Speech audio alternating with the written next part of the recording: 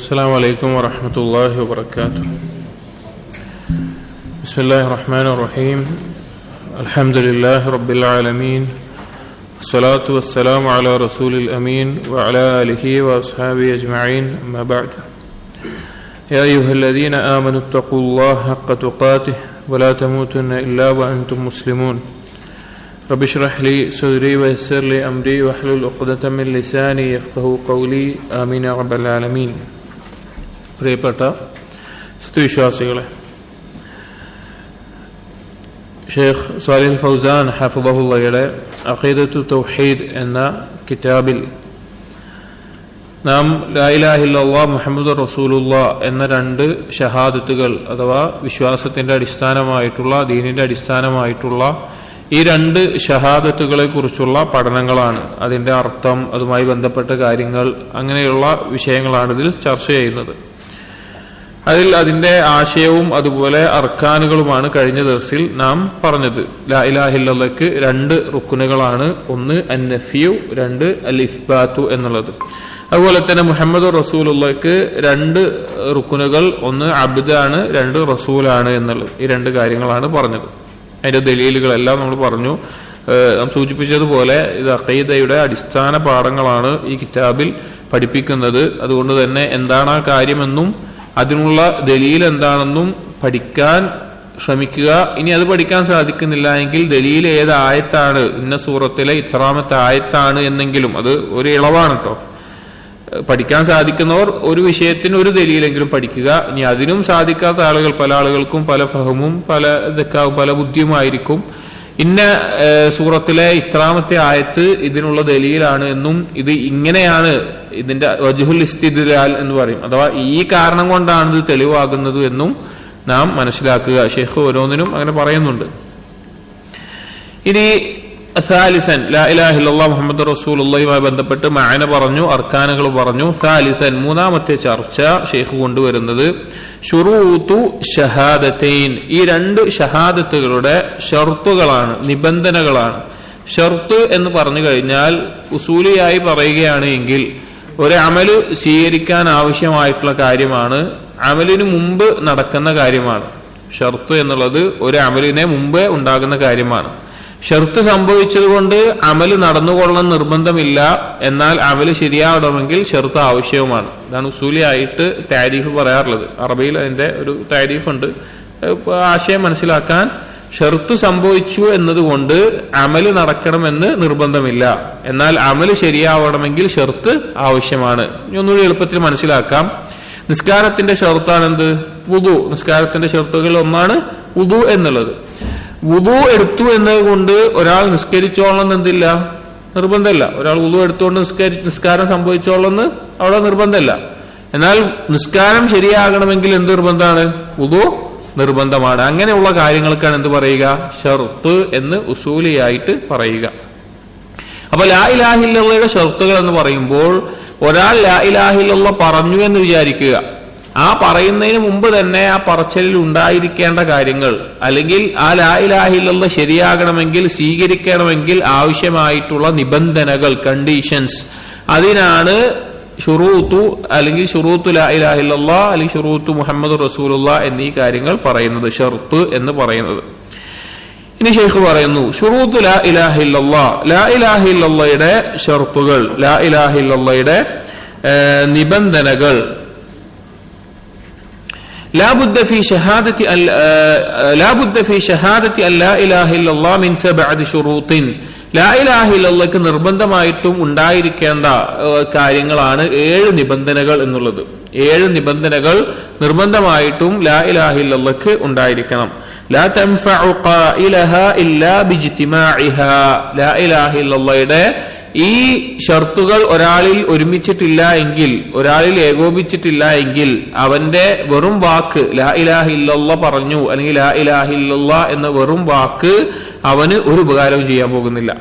അതായത് ഒരാൾ ലാ ഇലാഹ ഇല്ലല്ലാഹ് പറഞ്ഞു എന്നതുകൊണ്ട് അയാൾക്ക് എന്തെങ്കിലും ഉപകാരം ഉണ്ടാകണമെങ്കിൽ ഷർത്തുകൾ അവിടെ പാലിക്കപ്പെട്ടിരിക്കണം.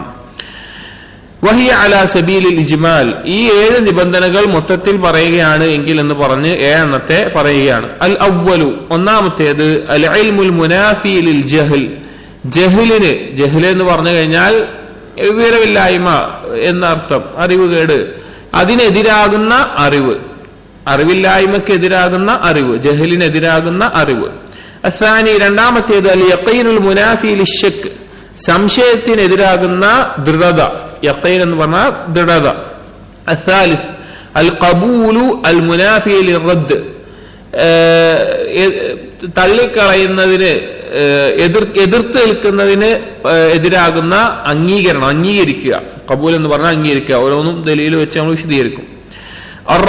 നാലാമത്തേത് അൽ ഇൻഖിയാദുൽ മുനാഫി ലിത്തർക്ക്, ഒഴിവാക്കുന്നതിന് എതിരായിക്കൊണ്ടുള്ള ഇൻഖിയാദ്. ഇൻഖിയാദ് എന്ന് പറഞ്ഞാൽ ഇസ്തിസ്ലാം, കീഴൊതുങ്ങുക എന്നുള്ള അർത്ഥം.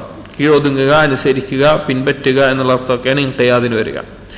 അൽ ഖാമിസ് അഞ്ചാമത്തേത് അസ്സിദ്ഖു അൽ മുനാഫി ലിൽ കദിബ്, കദിബിന് കളവിനെതിരാകുന്ന സിദ്ഖ്, കാപട്യത്തിനെതിരാകുന്ന സത്യസന്ധത.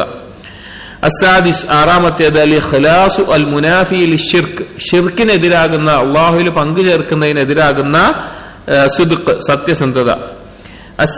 അസ്സാബിഅ് ഏഴാമത്തേത് അൽ മഹബ്ബത്തുൽ മുനാഫിയത്തു ലിദ്ദിഹാ വഹുവൽ ബഗ്ദാ, മഹബ്ബത്ത് ഇഷ്ടം, അതിന്റെ എതിരിനോട് ഓപ്പോസിറ്റ് ആകുന്നത്, എതിര് പറഞ്ഞ വെറുപ്പ്, വിദ്വേഷം, അതിനോട് എതിരാകുന്ന ഇഷ്ടം. ഈ 7 കാര്യങ്ങളാണ് ലാ ഇലാഹ ഇല്ലയുടെ ശുറൂത്തുകൾ. ചില പണ്ഡിതന്മാർ അവരുടെ കിതാബുകളിൽ 8ാമത്തേത് ആയിട്ടുകൊണ്ട് അൽ കുഫ്റു ബിത്താഗൂത്ത് എന്നുകൂടി കൊടുക്കാറുണ്ട്. പക്ഷെ അത് ഇതിൽ ഉൾക്കൊണ്ടിട്ടുണ്ട് എന്ന നിലക്ക് 7 പൊതുവെ ഉലമാക്കൾ ലാ ഇലാഹ ഇല്ലയുടെ നിബന്ധനയായിട്ട് പറയാറുള്ളത്. ഇത് പഠിക്കണം. ലാ ഇലാഹ ഇല്ലല്ലാഹ്ക്ക് 7 നിബന്ധനകളാണ്: ഇൽമ്, യഖീന്, ഖബൂല്, ഇൻഖിയാദ്, സിദ്ഖ്, ഇഖ്ലാസ്, മഹബ്ബ എന്നുള്ളത്. ഇത് സലഫുകളുടെ കാലത്ത് തന്നെ അറിയപ്പെട്ടിരുന്ന ഒരു കാര്യമാണ്. ലാ ഇലാഹ ഇല്ലല്ലാഹ് എന്നുള്ളത് കേവലം ഒരു വാക്കല്ല, അതിന് ചില നിബന്ധനകളുണ്ട് എന്നുള്ളത് സലഫുകളുടെ കാലത്ത് തന്നെ ചർച്ച ചെയ്യപ്പെട്ടിട്ടുള്ള, അല്ലെങ്കിൽ ഉലമാക്കൾ പരാമർശിച്ചിട്ടുള്ള കാര്യമാണ്. പല അസറുകളും ഈ ഒരു അർത്ഥത്തിലേക്ക് ചൂണ്ടുന്നതായിട്ട് നമുക്ക് കാണാൻ സാധിക്കും. ഒരിക്കൽ ഹസനുൽ ബസ്രി റഹ്മത്തുള്ളാഹിയുടെ അടുക്കൽ വന്ന് ചില ആളുകൾ പറയുകയുണ്ടായി, ഇന്ന നാസൻ യഖൂലൂൻ, ജനങ്ങളൊക്കെ പറയുന്നുണ്ട്, മൻ ഖാല ലാ ഇലാഹ ഇല്ലല്ലാഹ് ദഖലൽ ജന്ന, ആരാണോ ലാ ഇലാഹ ഇല്ലല്ലാഹ് പറയുന്നത് അവൻ സ്വർഗത്തിൽ പ്രവേശിച്ചു, ലാ ഇലാഹ ഇല്ലല്ലാഹ് പറഞ്ഞാൽ മതി അവന് സ്വർഗമുണ്ട് എന്ന് ജനങ്ങളൊക്കെ പറയുന്നുണ്ട് എന്ന് ഹസനുൽ ബസ്രി റഹിമഹുള്ളാഹിയുടെ അടുക്കൽ വന്ന് പറയുകയുണ്ടായി.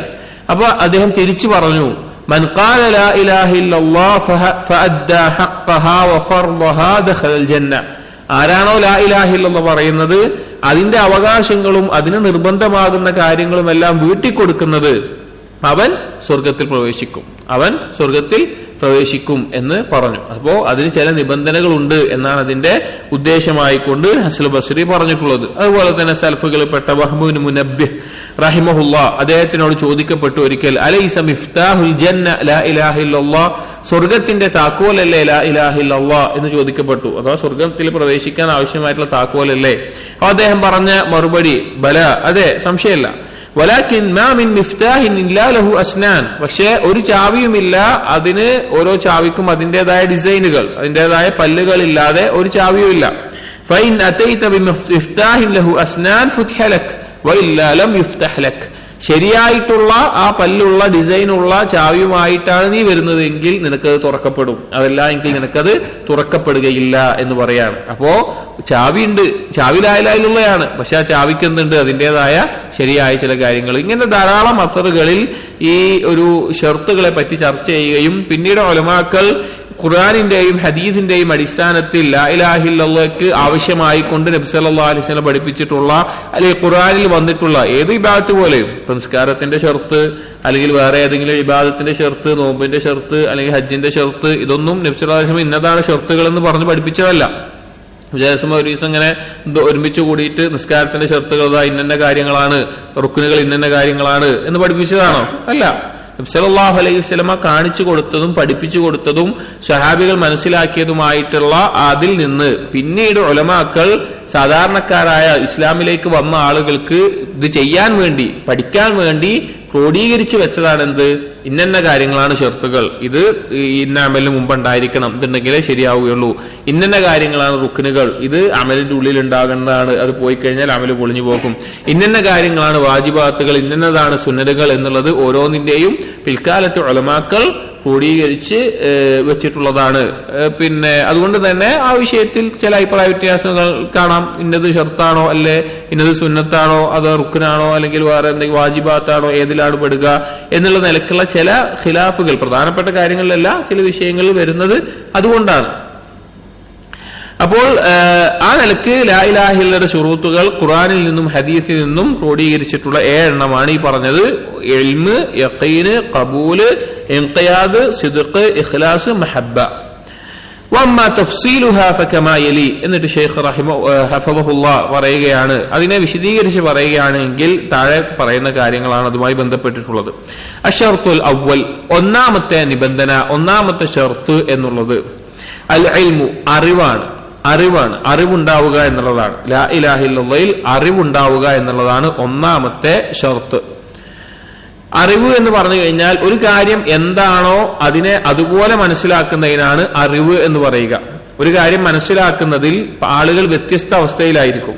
ഉലമാക്കൾ അതിനെ 6 മർത്തബകളിലായിട്ടൊക്കെ വേർതിരിക്കാറുണ്ട്. അഥവാ കാര്യങ്ങൾ മനസ്സിലാക്കുമല്ലോ, ഇദ്റാഖ് ചെയ്യുമല്ലോ. ഒരു കാര്യത്തെ കുറിച്ച് നമ്മളൊരു കാര്യം മനസ്സിലാക്കിയിട്ടുണ്ട്. ഇപ്പൊ നമ്മളൊരു സംഭവം വിചാരിക്കാം, ഒരു കാര്യത്തെ കുറിച്ച് നമ്മൾ മനസ്സിലാക്കുകയാണ്. ഇപ്പൊ ഒരു വസ്തുവോ അല്ലെങ്കിൽ ഒരു വ്യക്തിയോ അല്ലെങ്കിൽ ഒരു സംഭവമോ ഒരു ചരിത്രമോ അതിനെക്കുറിച്ച് നമ്മളൊരു കാര്യം മനസ്സിലാക്കിയിട്ടുണ്ട്. ആ മനസ്സിലാക്കൽ വ്യത്യസ്ത ദർജകളിലായിരിക്കും. ഒന്നെങ്കിൽ ജഹ്ല് ബസീത്ത്, ഒരു കാര്യത്തെ കുറിച്ച് ചോദിച്ചാൽ നമുക്കൊന്നും അറിയില്ല. ഉദാഹരണത്തിന് ഷെയ്ഖ് ഉസൈമീൻ റഹിമഹുല്ലാഹ് എല്ലാം അൽ ഉസൂൽ മിൻ ഇൽമിൽ ഉസൂൽ എന്നുള്ള അദ്ദേഹത്തിന്റെ ഉസൂൽ ഫിഖ്ഹിന്റെ കിതാബിലെല്ലാം കൊടുത്തിട്ടുള്ള ഉപമ ബദർ യുദ്ധവുമായി ബന്ധപ്പെട്ടിട്ടാണ്. ഒരാളോട് ബദർ യുദ്ധത്തിനെ കുറിച്ച് ചോദിക്കുമ്പോൾ പറയാം എനിക്കാണ് സംഭവമേ അറിയില്ല. അതിനാണ് അൽ ജഹ്ലുൽ ബസീത്ത് എന്ന് പറയാം.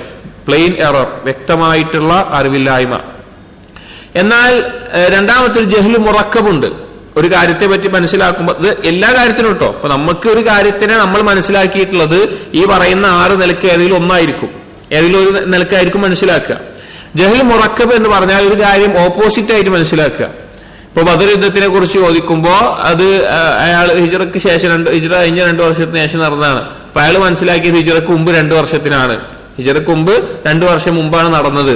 എന്താണോ ഒരു കാര്യം അതിന്റെ നേരെ ഓപ്പോസിറ്റ് ആയിട്ട് മനസ്സിലാക്കുക. അതാ ജഹ്ൽ മുറക്കബ് എന്ന് പറയാം. അങ്ങനെ ചില ആളുകൾ മനസ്സിലാക്കും. ചില ആളുകൾ വന്ന് ശരിയോടടുത്തിട്ടുള്ള ഒരു അറിവ്. ഒരാളോട് ബദർ യുദ്ധത്തിനെ കുറിച്ച് ചോദിക്കാൻ പറയാണ് ഹിജ്റ കഴിഞ്ഞിട്ടാണ്, അത് എപ്പോഴാണ് അറിയുക, ഹിജ്റ കഴിഞ്ഞിട്ടാണ് നടന്നിട്ടുള്ളത് എന്ന നിലക്ക് ശരിയായിട്ട് അവർക്ക് അറിയുന്നുണ്ടാവില്ല.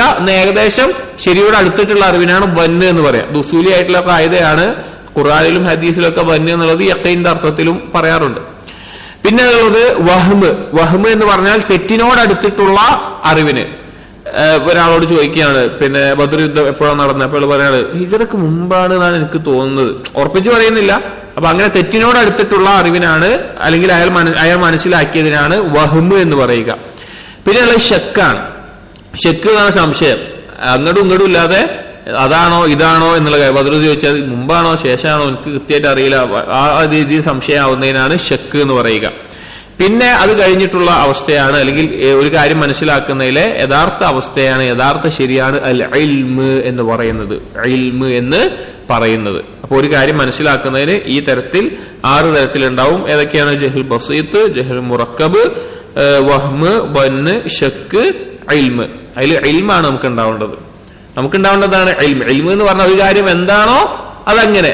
ഹിജ്റ 2-ാം വർഷം ബദറിൽ വെച്ച് നടന്ന മുശ്രിക്കുകൾ കൃത്യമായിട്ട് പറയില്ലേ, അതിനാണ് ഇൽമ് എന്ന് പറയുക. അപ്പൊ ഏതൊരു കാര്യമാവട്ടെ ആ കാര്യത്തെ ശരിയായ നിലക്ക് മനസ്സിലാക്കുന്നതിനാണ് ഇൽമ് എന്ന് പറയുന്നത്. അപ്പൊ ഏത് മേഖലയിൽ ഇൽമ് എന്ന് പറഞ്ഞാലും അതാണ് ഉദ്ദേശം. ഇതിനൊക്കെ താരീഫുകളുണ്ട്. ഇതൊക്കെ ഉസൂലിയായിട്ടുള്ള വിശദീകരണങ്ങളാണ്.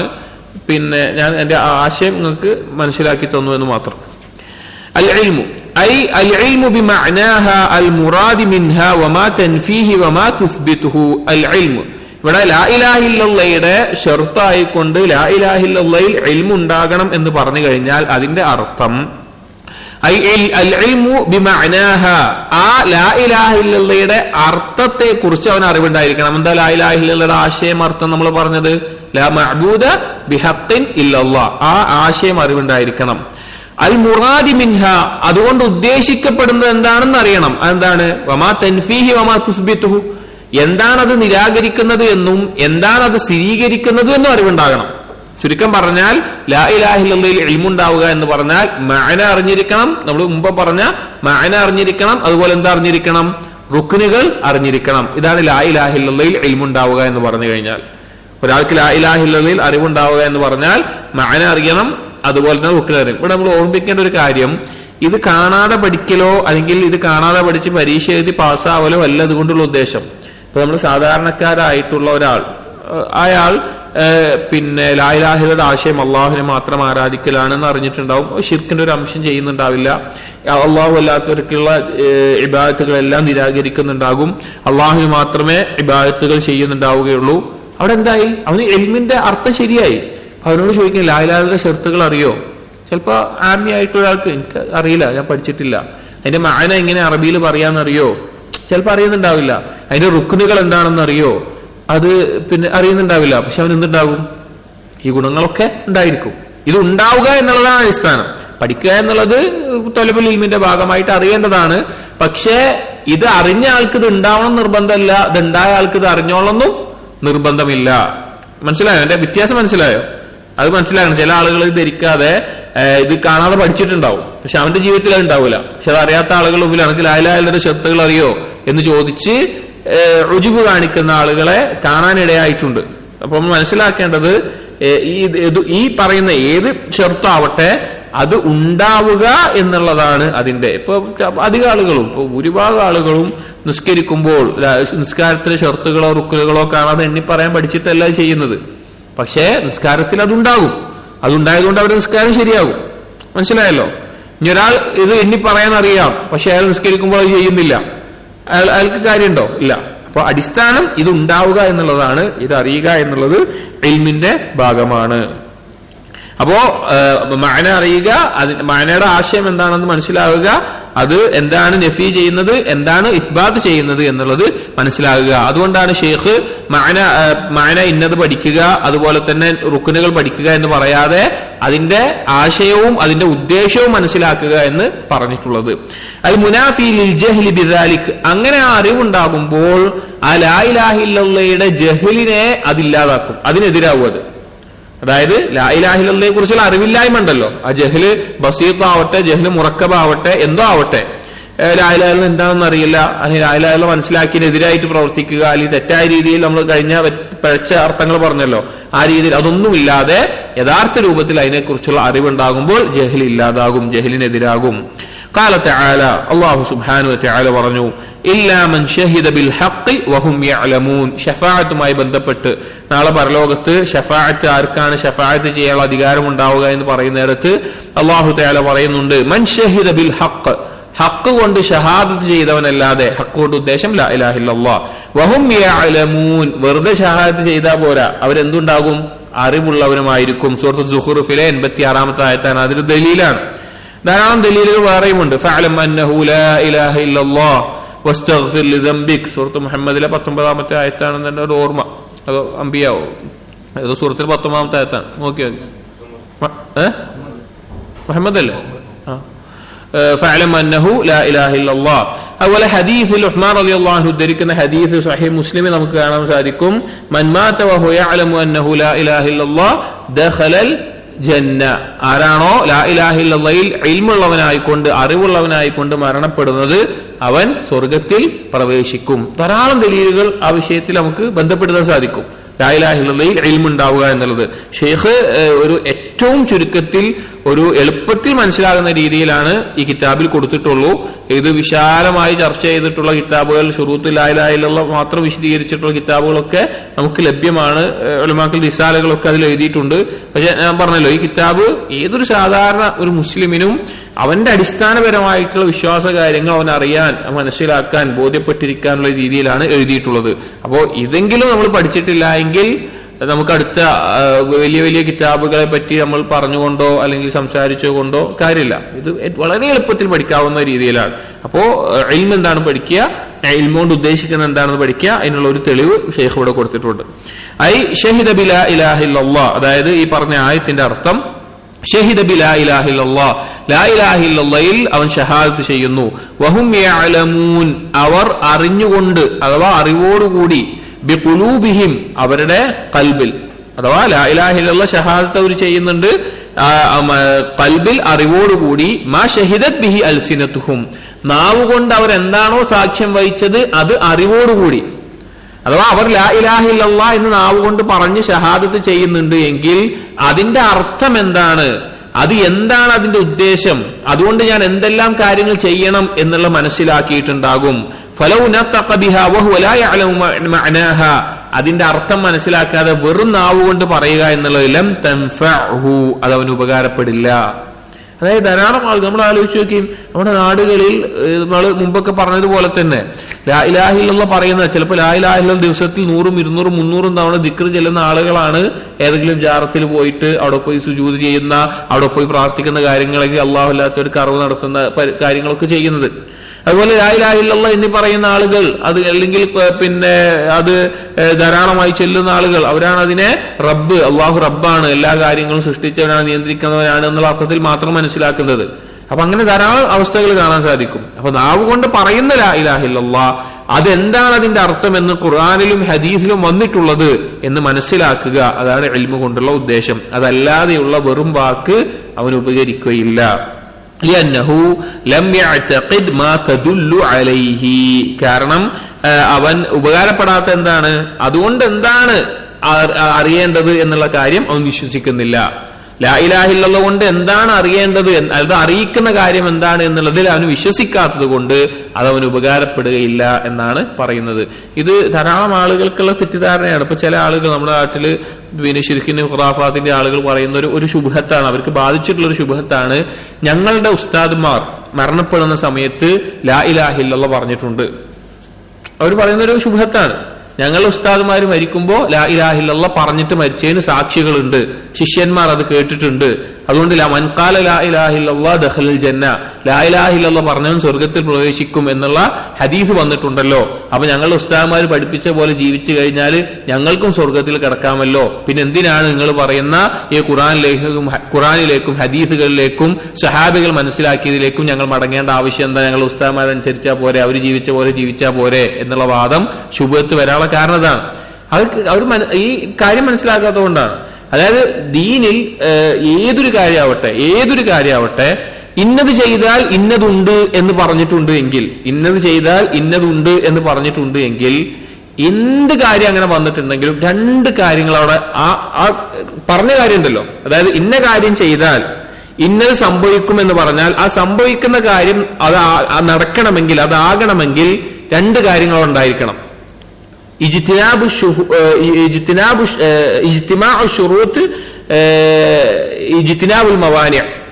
അതിന്റെ ശുറൂത്തുകൾ അവിടെ യോജിച്ചു വരണം, അതിന്റെ തടസ്സമാകുന്ന കാര്യം ഒഴിവാകും വേണം. എളുപ്പത്തിൽ ഞാൻ ഒരു ഉദാഹരണം പറഞ്ഞുതരാം.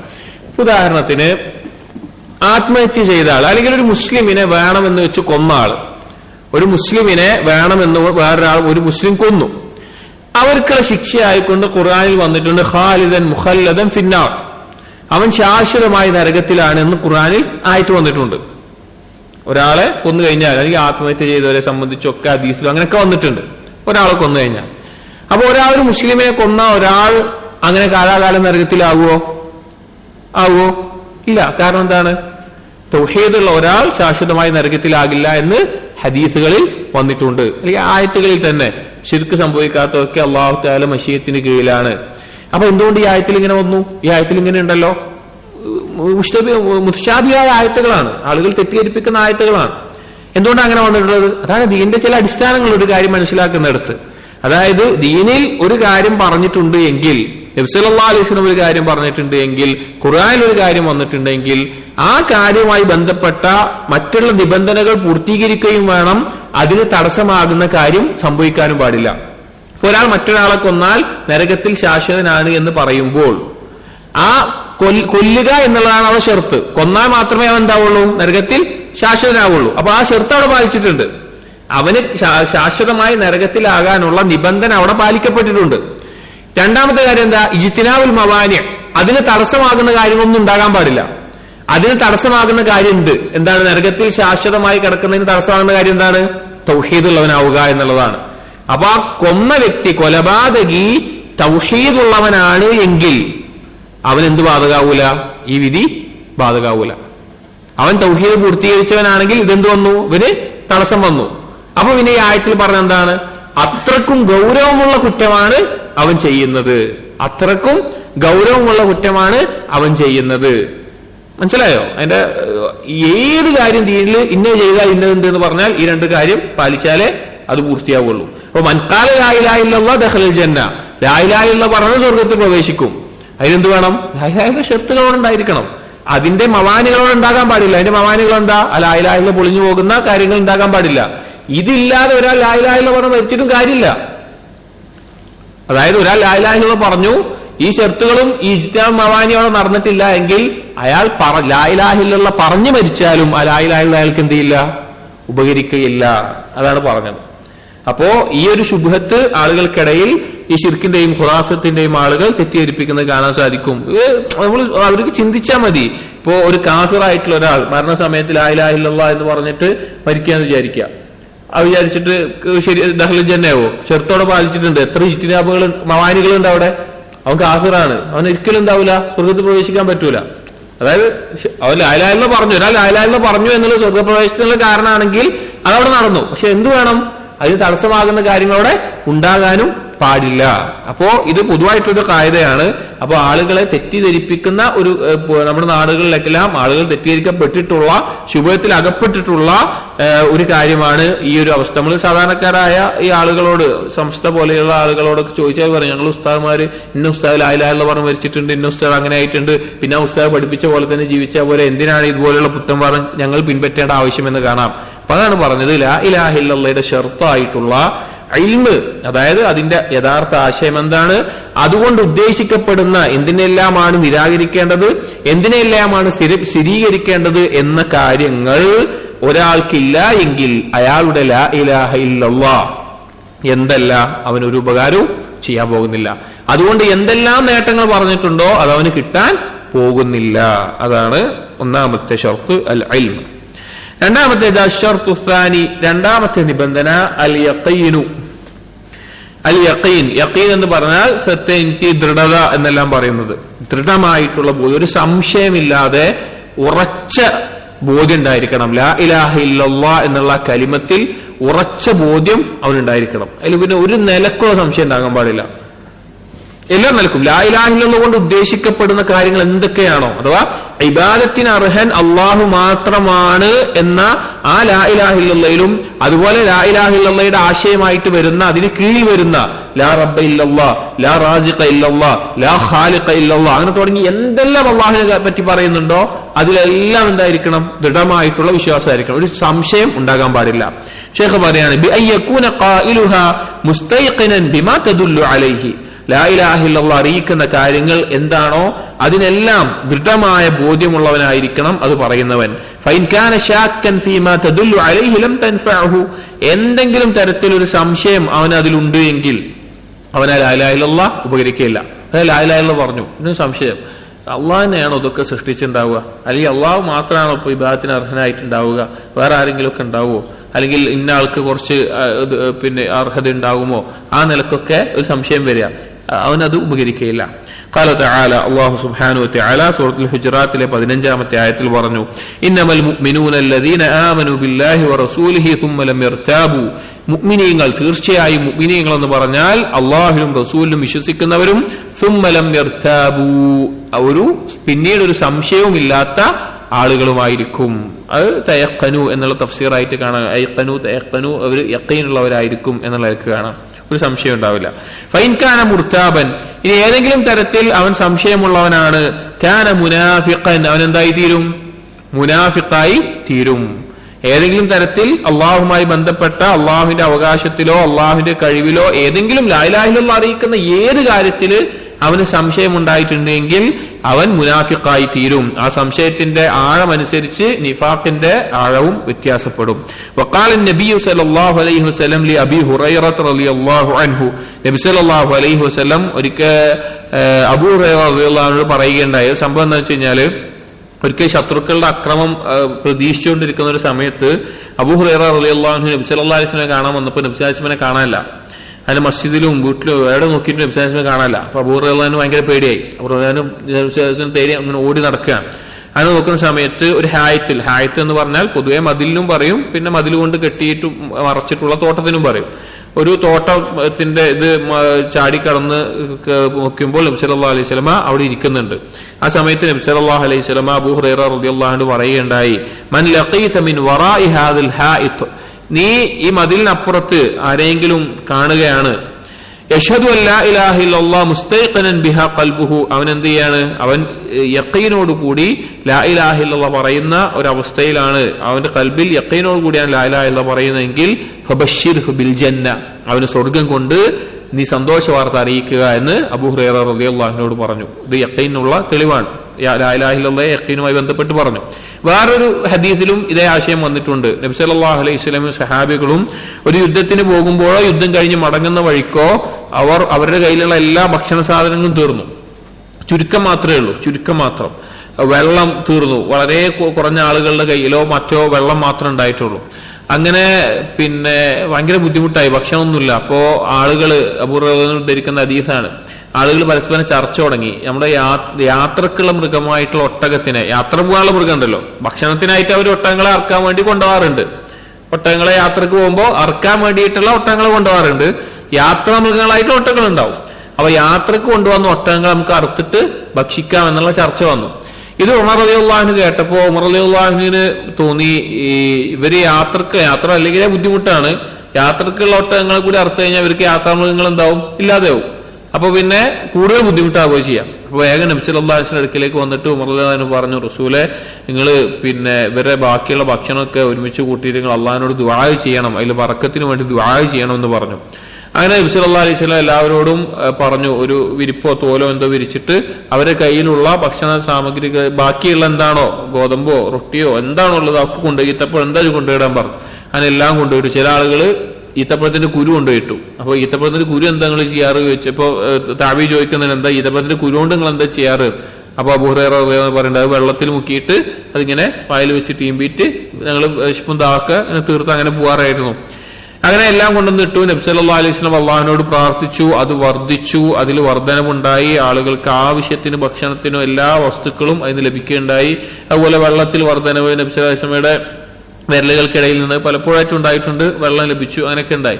അപ്പൊ ഈ വർധനവ് കണ്ടപ്പോൾ നബി സല്ലല്ലാഹു അലൈഹി വസല്ലം പറഞ്ഞു, അഷ്ഹദു അല്ലാ ഇലാഹ ഇല്ലല്ലാഹ് വ അന്നി റസൂലുള്ളാഹ്, ഞാനിതാ ഷഹാദത്ത് ചെയ്യുന്നു, ലാ ഇലാഹ ഇല്ലല്ലാഹ്, റസൂൽ പറയാണ്, ഞാൻ ലാ ഇലാഹ ഇല്ലല്ലാഹയിൽ ഷഹാദത്ത് ചെയ്യുന്നു, അതുപോലെ ഞാൻ മുഹമ്മദ് റസൂലുള്ളാഹിലും ഷഹാദത്ത് ചെയ്യുന്നു, സ്വയം ഞാൻ അല്ലാഹുവിന്റെ റസൂലാണെന്ന് ഞാൻ ഷഹാദത്ത് ചെയ്യുന്നു എന്ന് പറഞ്ഞു. എന്നിട്ട് പറഞ്ഞു, ലാ യൽഖല്ലാഹ ബിഹിമാ അബ്ദുൻ ഗൈറ ശാകിൻ ഫീഹിമാ ഇല്ലാ ദഖലൽ ജന്ന, ഈ രണ്ട് കലിമത്ത് കൊണ്ട് ഒരു സംശയമില്ലാതെ അള്ളാഹുവിനെ ആരാണോ കണ്ടുമുട്ടുന്നത് അവൻ എന്തായാലും സ്വർഗത്തിൽ പ്രവേശിക്കും എന്ന ആ സമയത്ത് നബി സല്ലല്ലാഹു അലൈഹി വസല്ലമ പറയുകയുണ്ടായി. അപ്പോ ലാ ഇലാഹ ഇല്ലല്ലാഹയോടൊപ്പം യഖീൻ ഉണ്ടെങ്കിൽ സ്വർഗമുണ്ട് എന്ന് പറയുമ്പോൾ ആ ലാ ഇലാഹ ഇല്ലല്ലാഹയുടെ ഷർത്താണ് യഖീൻ എന്നുള്ളത് ഉലമാക്കൾ ഈ ഹദീസുകളിൽ നിന്നും അതുപോലെ ഈ കൊടുത്ത ആയത്തിൽ നിന്നുമെല്ലാം തെളിവെടുത്തതായി നമുക്ക് കാണാൻ സാധിക്കും. ഫമൻ ലം യസ്തൈഖിൻ ബിഹാ ഖൽബുഹു, ഇനി ആരുടെയാണോ കൽബ് ഇതിൽ ദൃഢതയില്ലാത്തത് അല്ലെങ്കിൽ ദൃഢത ലഭിക്കാത്തത്, ലം യസ്തഹിഖ ദുഖൂലൽ ജന്ന, അവൻ സ്വർഗപ്രവേശനത്തിന് അർഹനാവുകയില്ല, സ്വർഗപ്രവേശനത്തിന് യോഗ്യനാവുകയില്ല എന്ന് ഷെയ്ഖ് പറയാം. ഇൻഷാ അല്ലാഹ് നമുക്ക് ബാക്കി അടുത്ത ദർസിൽ വായിക്കാം, സമയം കുറെ വൈകുന്നതുകൊണ്ട്. സുബ്ഹാനക്കല്ലാഹുമ്മ വബിഹംദിക് അഷ്ഹദു അല്ലാ ഇലാഹ ഇല്ലാ അൻത അസ്തഗ്ഫിറുക വഅതൂബു ഇലൈക് വസല്ലല്ലാഹു അലാ നബിയിനാ മുഹമ്മദിൻ വഅലാ ആലിഹി വസ്ഹാബിഹി അജ്മഈൻ വൽഹംദുലില്ലാഹി റബ്ബിൽ ആലമീൻ. ഇത് ഓരോരുത്തരും പഠിക്കണം കേട്ടോ, പിന്നെ എളുപ്പമാണ് പഠിക്കാൻ. നമുക്ക് പറഞ്ഞില്ലേ, പറ്റുന്ന രീതിയിൽ ഇന്നതാണ് ഷർത്തുകൾ, ഇതൊക്കെയാണ് ഉണ്ടാകേണ്ടത് എന്ന് പഠിക്കുക. അത് ജീവിതത്തിൽ ഉണ്ടോ എന്ന് എപ്പോഴും പരിശോധിക്കുക. നമ്മൾ പഠിക്കുന്നത് എന്തിനാണ്? ഒന്നാമത്തെ നമ്മുടെ ജഹൽ മാറ്റാനാണ്, രണ്ടാമത്തെയാണ് മറ്റുള്ള ആളുകളുടെ. ഒന്ന് നമ്മുടെ ജഹൽ മാറ്റണം, പിന്നെ നമ്മുടെ കുടുംബക്കാരുടെയും മാതാപിതാക്കളുടെയും കൂട്ടുകാരുടെയും അയൽവാസികളുടെയും സമൂഹത്തിന്റെയൊക്കെ രണ്ടാമത്തേതാണ്. നമുക്കുണ്ടോ അല്ലേ, നമുക്ക് ഈ കാര്യങ്ങൾ ഉണ്ടോ അല്ലേ പരിശോധിക്കാൻ ഇത് അറിയൽ നിർബന്ധമാണ്. അതുകൊണ്ട് പഠിക്കുക. അല്ലാഹു തആല തൗഫീഖ് നൽകട്ടെ. അസ്സലാമു അലൈക്കും വറഹ്മത്തുള്ളാഹി വബറകാതുഹു.